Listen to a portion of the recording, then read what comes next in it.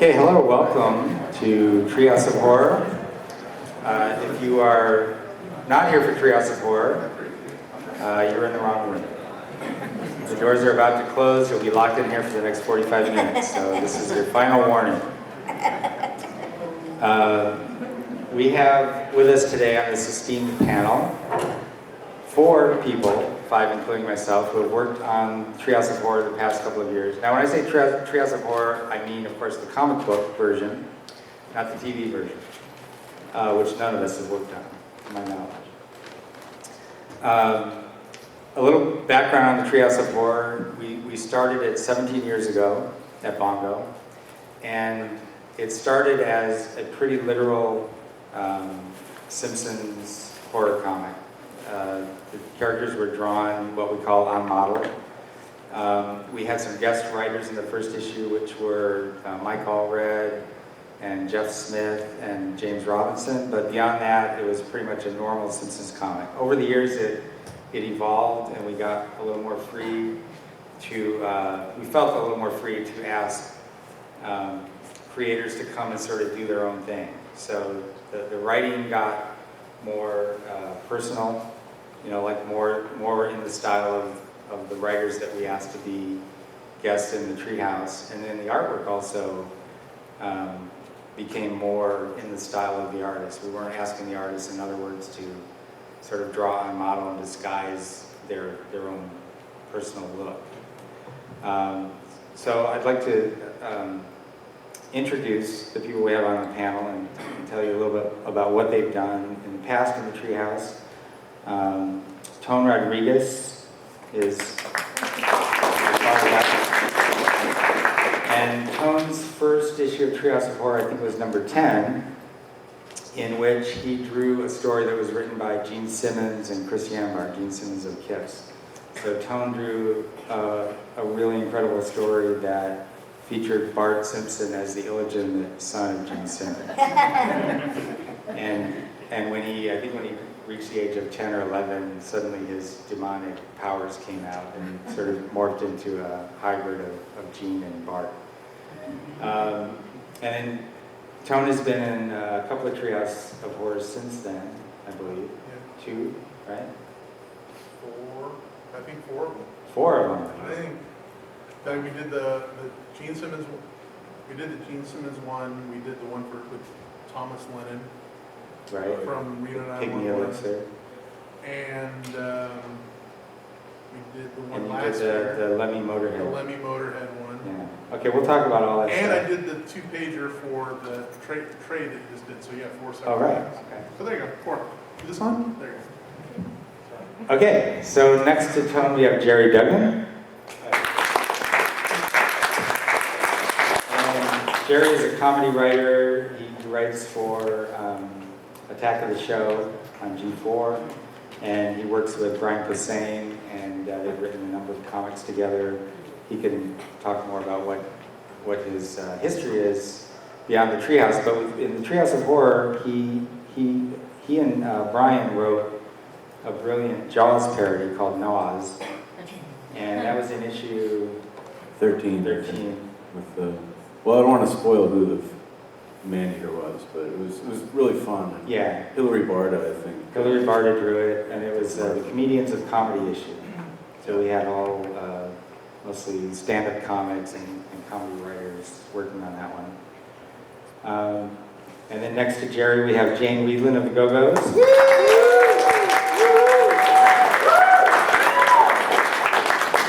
And Jane and I work on a comic book called Lady Robotica, which we created together. And I invited Jane to do a story for the current issue of Treehouse of Horror, which is number 17. This one here. And,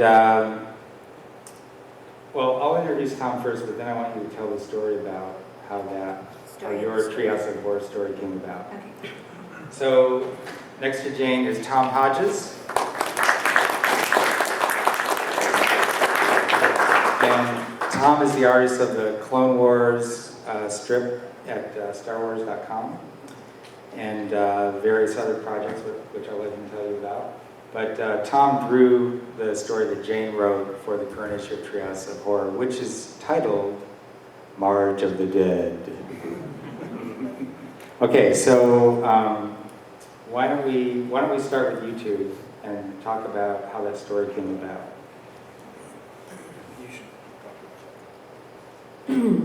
Well, I was really excited when Bill asked me to write for The Simpsons because I'm, been a fan since the beginning, since the Tracy Ullman days, actually. And the idea for my story was based on something that happened to me last summer. I was hiking at midnight with some friends and some lightsabers. I decided it would be a good idea to have a lightsaber at the top of this mountain near, a lightsaber battle on the top of a mountain near where I live in San Francisco. And it was a pretty good idea until on the way home, coming down the mountain, the lightsabers, which turned out to make terrible flashlights, they're actually more blinding than illuminating, and I fell off a cliff, and with my saber, which I never let go of, by the way. And,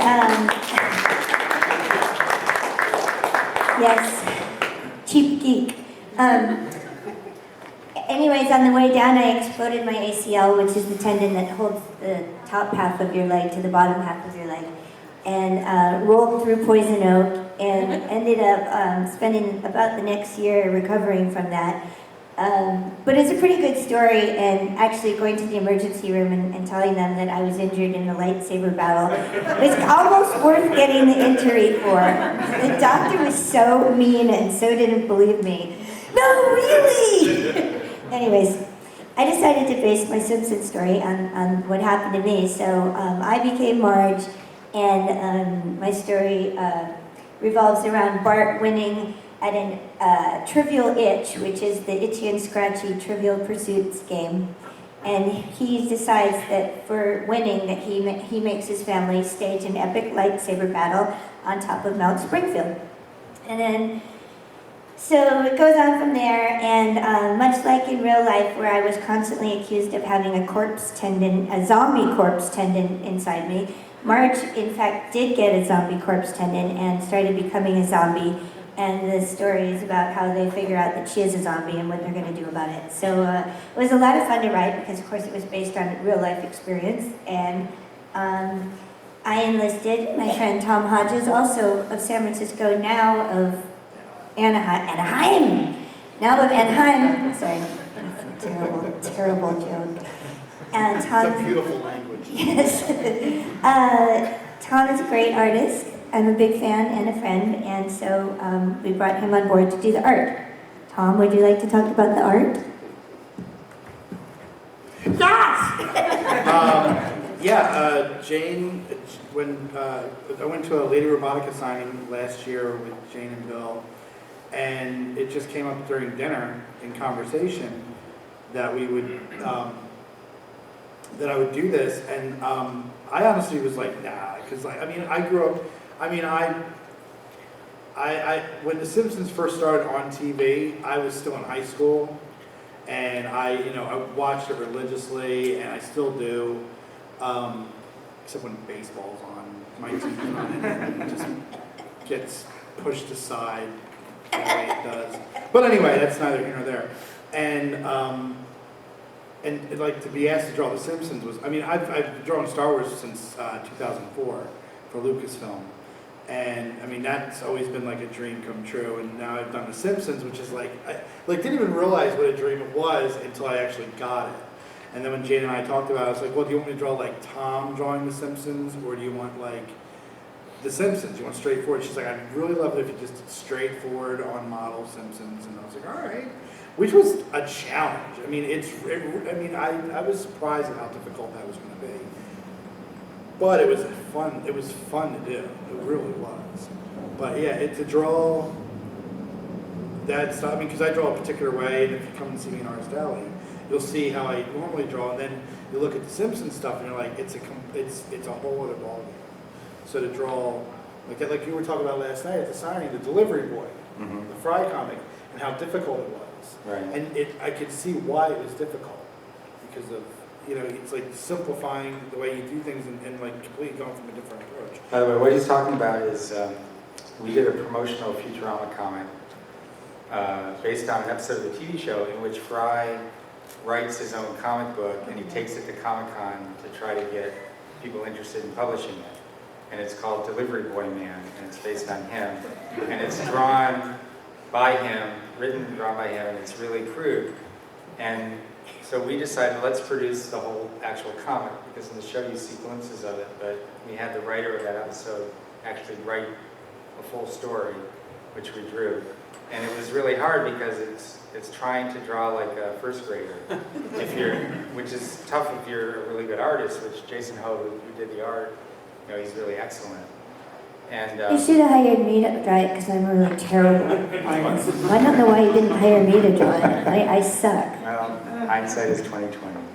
But we brought those today to give out as a Yes. free souvenir for your attendance here Yeah, in so this don't- room. don't Don't leave leave without your before- free copy of Delivery Boy Man. Number It's one. such a cool, like when I saw this, like, oh my God. So, because I love that episode. But yeah, and it's not, and I'm not saying that like, the way the Simpsons are drawn is simple. It's not. That's why it was so hard, because you have to, and especially when you draw on model. Because when you draw on model, you have to draw on model all the way around. You have to draw the props on model, the house on model. The house, just to draw one panel, I did one shot of the house. It took me all day. Because I've never had to do it before. You draw Star Wars, like, oh, Star Wars Destroyer. I usually just trace them off the model sheets that come from the animation company. Actually, that's what I went up doing later. And Tom makes it seem like I was being mean when I said I wanted to be on model. But the point was that we were already crossing two universes because There's a whole Star Wars it was aspect all to it, Star yeah. Wars. They were dressed in Star Wars costumes almost the whole episode. So it was going to get really confusing if it was not only the Simpsons dressed in Star Wars costumes, but also drawn in a way that didn't look like the Simpsons. So I just felt, for the sake of clarity, And that they should look like the Simpsons. And I agree, because at the same time, I'm like, well, yeah, if I do it really good, maybe Bill will give me another job. Right, of course. That's my job. Which could happen. Yeah, Tone's in line before you. But, Yeah, yeah. and I'm constantly doing this. That's something that over the years I've found a lot of people tell me is that the Simpsons look incredibly simple, but then when you actually try to draw them on model, they're really based on geometry. And if you don't get the geometry right, if you're off by an inch, you're off by a mile. It's that kind of it's the way the characters are. Unlike Disney characters, for some reason you can be a little bit off, and they still look like they're on model. Whereas the Simpsons, if you're off slightly. Same thing with Star Wars characters. It's a great thing about drawing Star Wars is that they don't want you to draw Harrison Ford. They want you to draw Han Solo, and you can get away with that. And there's several different ways to get away with that. So it doesn't have to be exactly with the Simpsons. The Simpsons. If you're drawing the Simpsons, it should look like the Simpsons. So Tone, what was your experience the first time you drew the Simpsons? Could you? I just wanted to work on The Simpsons. I've known Bill for a while. We're part of an organization in Los Angeles, and I've known Bill the entire time I've been in Norman. A very secret. Stone Cutters, it's CAPS. the secret CAPS. society. Yeah, it's a comic book artist professional society. It sounds really weird, but it's really a bunch of cool guys just chilling out. No, it's pretty dorky, yeah. But I've known Bill the entire time I've been there, and I just wanted to work on The Simpsons.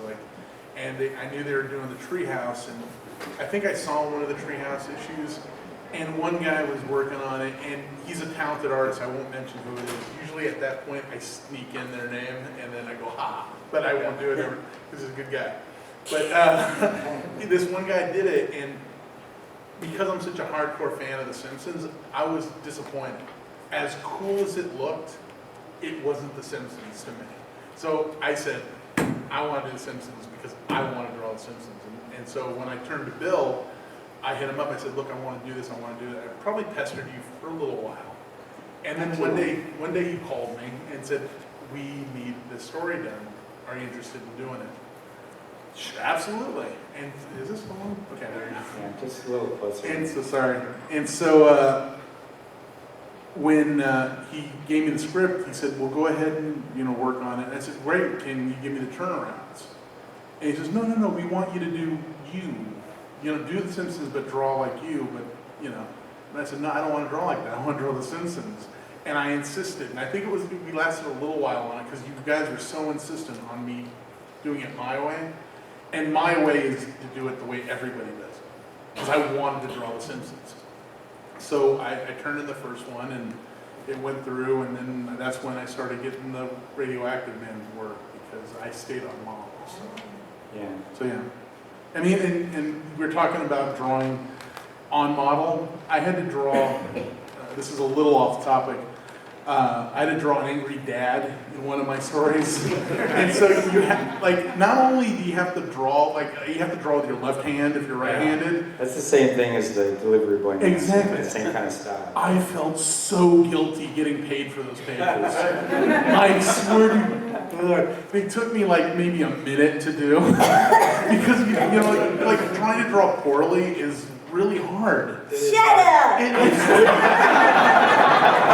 It really is. I hate to say it like that, but it is really hard. Yeah, if you have talent. I can't write a song, Jane. For those of you talentless people out there, you have no idea how hard our lives are. It's a burden to have this talent.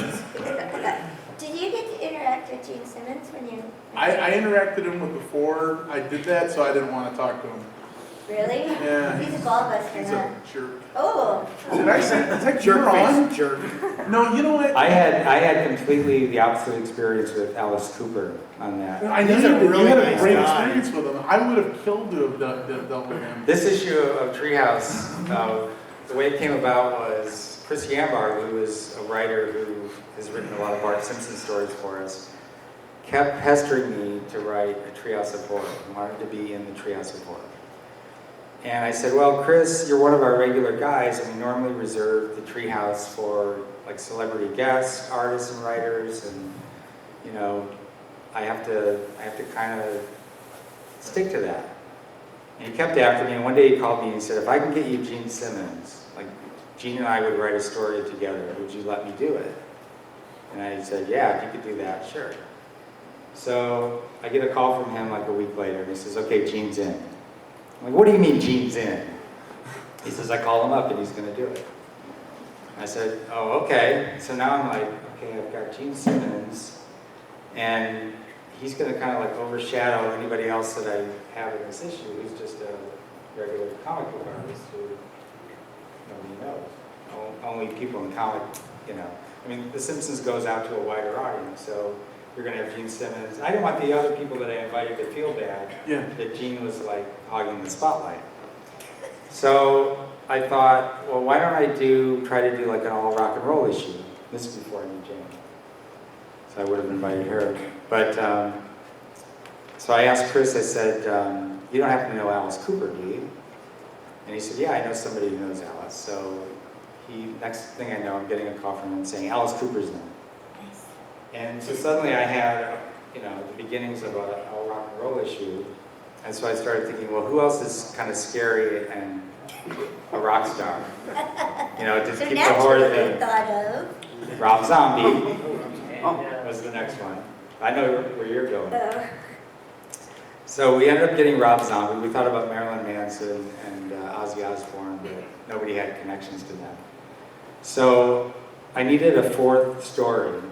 And I kind of felt like it would be fun to have sort of a punchline for these three, like mega superstar rock horror guys. So I called Pat Boone.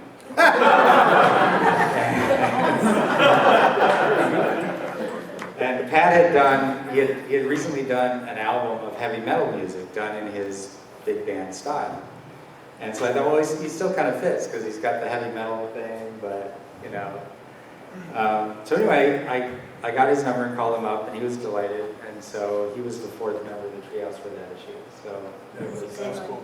yeah, it was really fun. The funny thing is the day you called me to ask me to do this story, and of course I was gung ho over it, and you even said in the phone call, we got something that's like right up your alley, because you knew I was kind of like, I got this like thing like I'm a heavy metal guy. It's like I listen to Paul Williams and country music. You know, I'm not like sitting at home banging my head. I mean, and I'm a huge Kiss fan. I am. But I just had all these dealings with Dark Horse because they were doing this Kiss comic book, and we couldn't deal, like, we couldn't do the deal because of the money issue with Gene and the pages and all that. So I was like, fuck that. I see, this is why I don't do these. Because we never know when ones are gonna fly out. Don't repeat that. She's a zombie anyway. Her ears are dead. But, so I literally had just had like my last email where I'm like, look, I just can't do this. I can't do this because I don't want to fight with a millionaire over pennies. And then you go, oh, and the story is written by Gene Simmons, and I'm like, okay, because I wanted to do it so bad. Do you know that Kirk Hammett is a huge horror guy? So whenever you get Kirk Hammett to write one, I'll draw it. Okay. Connection. So Jerry, why don't you talk a little bit about your story in Treehouse 13? I forget how the issue, I guess you decided, hey, let's get some comedians in there. And I know you knew Patton and Brian. Yeah, and I knew Tom. And you knew Tom. And I don't know that's who I called. essentially I the think I issue. called you guys first. Yeah, and we were, floored. We were, oh my God, we're gonna maybe get to write a Simpsons. And so we spent some time. We knew. It was Then they found out it wasn't the TV show. I had bought a house, burned it down. No, but so we thought, well, what do we want to do, and what have the Simpsons? What has the Treehouse not done, either in the comic or on the show? And There is nothing. there almost is nothing except that one of Brian and I, Brian Posehn, who I wrote the story with, one of our favorite movies is Jaws, and so we couldn't believe that no one had ever done a Jaws, and I think we called you and said, look, we don't want to use you as research, but can you think off the top of your head? And once we got the go-ahead, we got very gluttonous. I think we knew we had 10 or 11 pages. And then we were bugging you going, is there any way we could get some more pages? You went to 15, didn't you? I think it's 22. Because Jaws Because- is such a complicated Isn't it the story. It is, yeah. Because we could have told it in probably like one page, but we ended up Big finding all these fish, right. gags and it's probably the most straight, literal adaptation, just beat for beat. All the characters With were. Krabappel goes into the ocean, and she's the one that gets eaten. And the sea captain is The sea Quinn. captain. Yeah, sea captain is Quint. We had Wiggum is Brody. Wiggum is Brody, and then we had Frink as Hooper. And so we got to play with some of those other characters. Who's Hooper? Professor Frink. So he shows up, he seems to know a lot about what's going on. The other two are very clueless, and we had a good time, and it helped, I think, in that issue. Patton had been able to figure out that he didn't need all the pages that he had, and so we were like, we'll take them. We ate them up, and it was a lot of fun. And Hillary did a great job.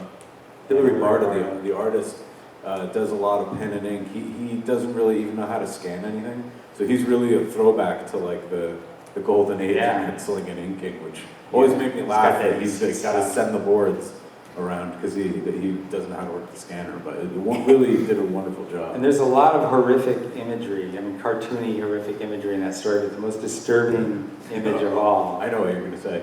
is we get to see the naked backside of the sea captain. That's right. He's sunning himself on the deck of his own boat, and I remember there was some negotiation because Edna Krabappel is skinny dipping when she dies, but it was very tastefully shaded. The sea captain is very much like high noon sun. And that was the reason they actually slipped into the mouth. He was so lubricated. But I do remember we looked and we got the issue. It was drawn without the thong, and then we were like, oh, look at that. A very tasteful red thong has been added to the sea captain's color palette. Hey, it didn't leave anything to the imagination. It was still... We have our well, we don't have the comics code anymore. Yeah. But at the time, we had the code to deal with it. So. I didn't want to pulp the whole book because we wanted to see the sea captain's derriere. Yeah. But it was a lot of fun, and it led to, you know, doing some other Simpsons work, and it just was a dream Yeah. come true to be able to see that. Recent issue number 79 you wrote. Yeah, I did that solo. That one is a pretty silly one about. Well, it's about the gang sort of falling in with a questionable group. But, and I think it's sort of notable for Kang and Kronos showing up in a non-Halloween Treehouse situation. So We cool. had trouble with that story because it's a definite parody of Scientology. And the Scientologists are very litigious, so you can't really do like literal. They don't have a sense of humor. Yeah, not so funny about stuff. So Are there any Scientologists in the room? it- All right, okay, Yeah. And so, Lenny falls in with sci-fiometry, I believe. Yeah, I got around that one. We went through a number of names. There were. Got one that we decided was not legally Were you actionable. scared? Did they come after you? No, but we just wanted to kind of. But now they're following you guys all around and stuff. There probably is a sci-fi Sci-fi road. It's probably a You website. guys blew it. And I Anyways, I'm starting an organization called Sci-Fiometry. That's why you're all learn here. more about my organization. This isn't really a panel. We're Treehouse of Boys. Have you heard the good news? So, If you want to hear the good news, hand over your wallet. should We we? do that anyway downstairs in Artist Alley. Buy some pages. What else should we do? Some questions? Yeah, do we want to open up for questions now? Is We'll anybody- answer questions about anything. So Jane you wanna- really will answer anything. She does these amazing panels where she just says things. I'm like, what did she say? Yeah, we did a Truth or Dare panel once. Yeah, the first time Bill and I met, we did a panel together, and we started getting bored, and we're like, okay, we'll do truth or dare. Well, anything, truth or dare, and then the audience, as usual, was too shy, so it was like, what? Yeah, it was really tame. Algebra 2. But anything at all, anybody with a question, anything about the Go-Go's, the Simpsons, Lady Robotica, Clone Wars? Yes, Where can we buy the shoes that you guys are talking about? good question. Excellent question. We're actually going to be doing a signing at the Golden Apple booth at Booth 1 o'clock. Booth 114. Booth 114. Yeah, and Paging so booth they're 114. well stocked for our signing, so they've got tons of Simpsons comics and a lot of the recent issue. So 1 o'clock down at, what was it again? Booth 114. Booth Booth 114. 114. It's against the wall. You can't miss it. It says Golden Apple on it. It's against the wall. Anybody Against else? the wall. Oh. Yes, sir. Jane, are you going to revisit the acting career? Oh, yeah. Bill and Ted's Part 3? Oh man, I want to be in that so bad. I just don't know how to contact someone to beg for that part. I was in Bill and Ted's, the first Bill and Ted's, playing Ms. of Arc, Joan of Arc, and I heard they're making a third one, which is unbelievable. I think they should put me in it. I say we start an online campaign. Yeah. And by we, I mean you. I've been acting all along, actually, but I do all these indie films that nobody ever sees, and I don't get paid for. I just do it because I'm a workaholic and I need to work all the time. The one thing I do have going on, which I would love to plug, is I've written and directed my first movie. It's a science fiction comedy, and it's called The Pyrex Glitch, and it's going to be coming out next year, probably. I was going to say in theaters near you. Probably will never make it to a theater. But I don't know. To a comic convention, There you film go. festival Yes, near you. it'll be. On demand or Yeah. Netflix? There you Or, go. Anyways, it won't that's, be on torrents. You want to plug some of your recent films? no, not really. They're too hard to find. What was the most recent one? The Casserole Club? I did did 4 in the last year, and one. Well, oh my God, I don't want to get into it. Anyways, movies you can't see anywhere. It's awesome. You can only dream about Yeah. and imagine what they would be. Yes, someone else? Anybody? Come on, you guys, you're too shy. Yes. Sound up. I heard, I heard you were a Packer fan for Sweden. Oh, yeah. So how'd you feel when they won the Super Bowl? Oh my God, freaking out with excitement. Go Pack. I was born in Wisconsin. I recently went back and moved back there for a few years until I remembered what the winters were like. And then I ran back to California with my tail between my legs. But I am, yeah, a mad Packers fan. And I'd like to say that we are 17-0 right now, in case you're wondering. That's right. And 17 wins, no losses in a row. Thank you very much. Go Pack. Anybody else? I'm a disgruntled Eagles fan. I'm sorry. Disgruntled Phillies fan. You know, this is amazing because, you know, when we get back on the floor, we'll have a bunch of people ask us questions. Oh, yeah. It's because they're embarrassed to do it in front of people. You know, you guys really should just come, we're just chilling. If you're too embarrassed to ask a question, why don't you just show us your underwear? Dad? How about this? I know everyone has a question that they're thinking, oh, this is too stupid, I'm not going to ask this. So we'll give a prize for the stupidest question. Ooh, what's the prize, Bill Morrison? We'll give you this copy of Treehouse of Horror, autographed by all of us, with How much would you pay? with sketches by those of But us who wait, draw. there's more. Sketches are included. I'll throw in a sketch at my table All right. for a stupid question. Stupidest gotta be- question. Good stupid question. That'd be really stupid. It's gonna be really good. And really stupid. Okay, we have a couple. Would you like a present? Not a good Yes, question. Not a stupid I think that's a good question. I want a present. What Okay, we got else? one in the back Thank here. you. Oh my God! It's a great- What? What? What's in mayonnaise? Egg oil? Eggs and oil. That was a pretty good question. Oh, I lost my That was pretty password. stupid. Who else? I've got a question, and this is a stupid question. Good. I went to see Sparks at the Greek Theater, I think, a long time ago. And when they say cool places, it seems like you came out to sing with them. Like, It seems like I did, or I did. Because I don't remember if I did or I I was didn't. going to ask if you remember. They put something on in the scene. That's a really good question. I don't even remember what I had for breakfast, so conceivably that happened, but I don't remember. That's a good stupid question. Especially because it was a stupid answer. I think the answer was. The answer was way stupider than the question. Yeah. What about this guy? Just out of curiosity, he said, on record that Gene Simmons is kind of a jerk. From the rest of you, you guys can kind of do like a name drop, somebody that everybody might know that you think is a jerk.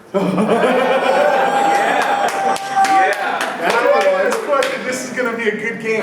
I'm afraid to bad talk about anybody. Can I Yes, tell my Tom, story? go. Yeah, oh my God, Tom has a great jerk story. Nobody's saying me. Okay.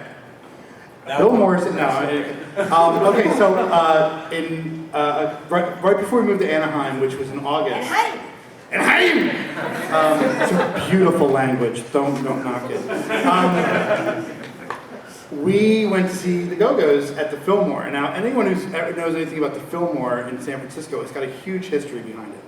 They've been doing shows there since the late, big shows forever, but like in the late 60s. Tom, before you go on, I just want you to know the sequel videotape. I don't care. It's cool. Okay, just wanted to make sure you did. Trust me, I don't care if she knows. Anyway, so we go to see the Go-Go's, and after the show, Jane has us upstairs, and we're, saying hi to Jane and everybody and everything. And Belinda is walking around, talking and being pleasant to everybody. And when you see the show at the Fillmore, at the end of the show, it's a very famous thing that they give out these posters. They give out 1,000 of them. But there's more than 1,500 people, 2,000 people at the show, so it's very limited. So we got one of these posters, and I was like, okay, well I can get Jane to sign anytime, and I see Gina every once in a while at Jane's, so I can sign. And then You're embarrassing me. And then I go over to Belinda, who's talking to a few people, and I was very patient, very polite. Then what happened? She turns around like this. I go, excuse me, Belinda, would you mind signing this? And she turns around like this, she goes, I'm talking to my friend. I literally, I bowed my head, I'm so sorry, and I ran away. Well, see, hindsight's 2020 because in the back of my head, like when I got home, like I should have said, well, aren't we all friends here? You know, which probably would have got me kicked out. But you know, like one of Jane's friends comes running up to me, oh my God, you have a Belinda story. You know, That is better than the signature. so yeah, and like the whole night, I'm like when I left, I'm like, wow, what did I do wrong? And then my wife and a mutual friend of Jane's and ours is like, she's like, you didn't do anything wrong. Belinda's a bitch. So. Wait. But you know- Does she live in France? She now she lives in India. I doubt she's going to see this video. She lives And if in you do, hi, Belinda. No, you know what? She didn't call her a bitch. I didn't. No, she didn't call her a bitch. Our mutual friend did at dinner. But I texted Jane and I let her know. I was like, Belinda was mean to me. She's like, it happens. I do that too sometimes to people. I did it actually recently tonight, and we played in Marengo Casino down by Palm Springs. Bill was there, and You did it to me. yes. I said, who the hell are you? Get away from me. You smell like cheese. But Jane, I'm your friend. Bill does not smell like cheese. No, the thing is, after you do a show, you're really tired and sweaty, and sometimes you just want to talk to your friends. And I did it. I'll always be ashamed of this because I got the most scathing email later. I was in this room, and in the room were just my friends, our friends, and family members, and we just done a show. And, you know, I was exhausted, and we'd already done a meet and greet where people, you know, you could shake hands and you sign autographs, you do your thing. After the show, you start thinking, okay, I'm on my own now, and so, you know, I'm drinking, talking to friends. And these two women come in the room, and they're total strangers, and I'm eyeing them thinking, like, strangers in the room, strangers. Stranger. And sure enough, talking to my friends, they come up to me and they put something in my face. Oh, Jane, would you autograph for this? And I guess, I don't remember doing this, but apparently I did, because I got the email. I just signed it very perfunctorily and handed it back without even making eye contact or saying anything.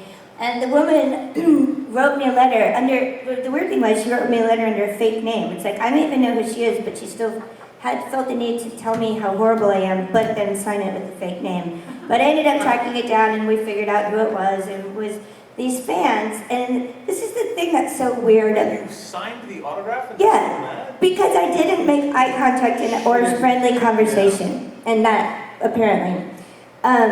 This woman had somehow gotten in touch with Kathy, our bass player, at the Greek show to say that she'd spent thousands of dollars on tickets from, I guess, a scalper, and the scalper ran away with the money, and her night was ruined, and Kathy felt really bad. We all felt really bad, so Kathy was like, oh, I'll put you on the list for this other show, which she did, / we did, since she's in the band.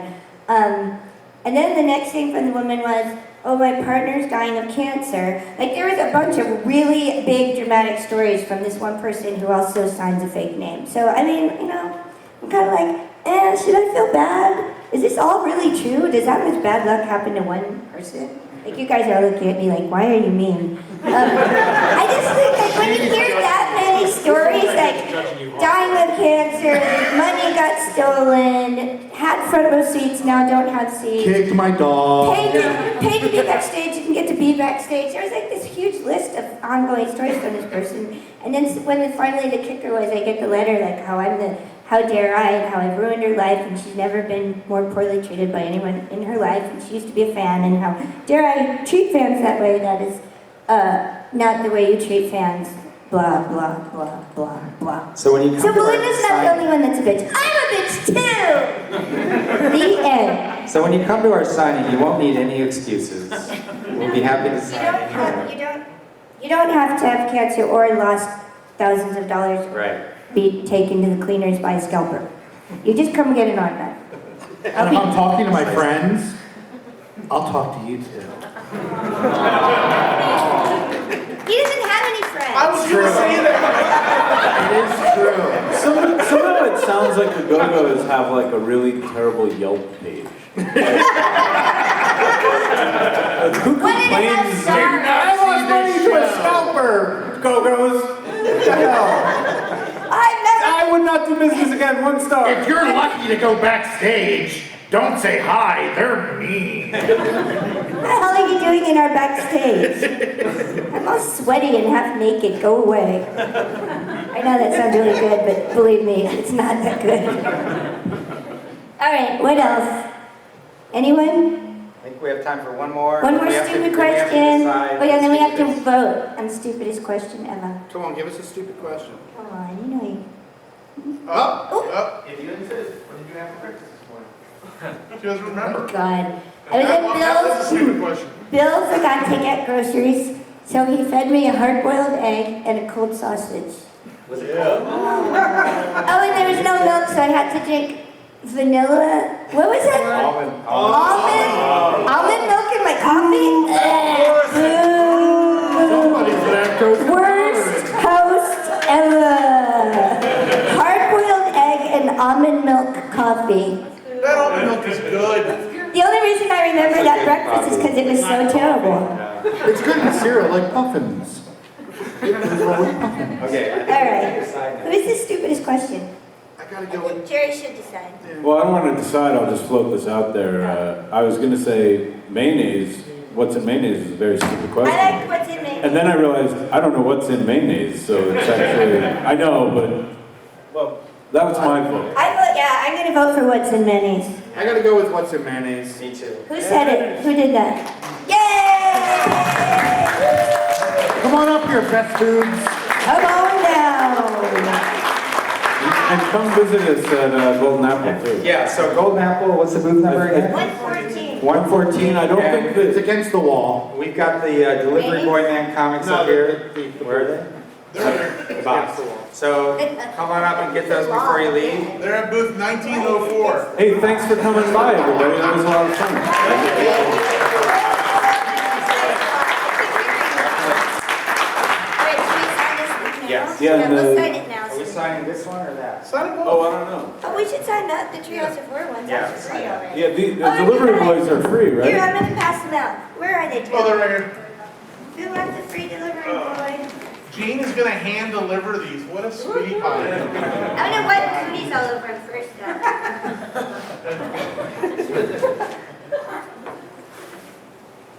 Oops, they're back. Oh, and one of these years, either next year or the year after, I'm in Treehouse again with Phil Noto, All right? right.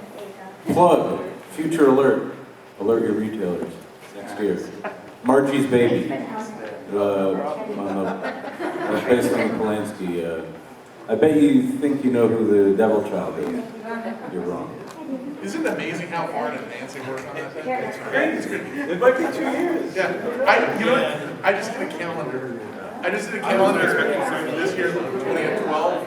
I did it a year and a half ago. So yeah, so go by the Simpsons calendar. The Simpsons calendar is great this year, by the way. Very, very fun.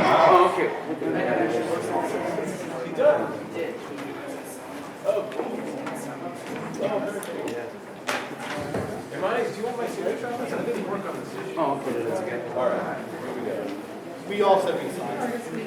Oh, you did? Dump button. That was my dump button.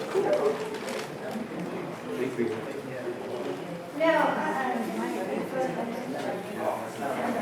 Come on, Tim, we're gonna do it. This one. You got to say you changed the signing. I'm gonna get my free copy of Delivery Boy Man. I did not. I worked on the one that was signed. No, we're just not eating because we don't have any money. Oh wait, trim. Oh no, everything's she's talking about. No, we're good. Yeah, she's eating it. Okay. What was that? Thank you. I have a job right now. Let's sign that. We want. That's the one you want. You guys all got these, right? Thank you. It's good to see you again. see you one time. Oh, really? Excuse me, sir.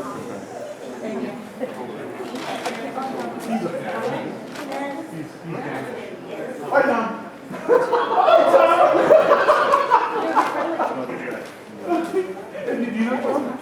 Okay. Yes. Well, because he sucks. You know, Glinda is the Did you hear that? conservative, she's not. You are such a bitch. You're just gonna leave? You're just gonna In the leave? 90s when she was in Morgan. And Morgan, Come on, Dom. you know, Morgan had a really conservative, it was more like a job opportunity thing, like he got hired by Lincoln. So they became conservative because of that. But she really is really not conservative at all. Yeah, I couldn't have, I'm not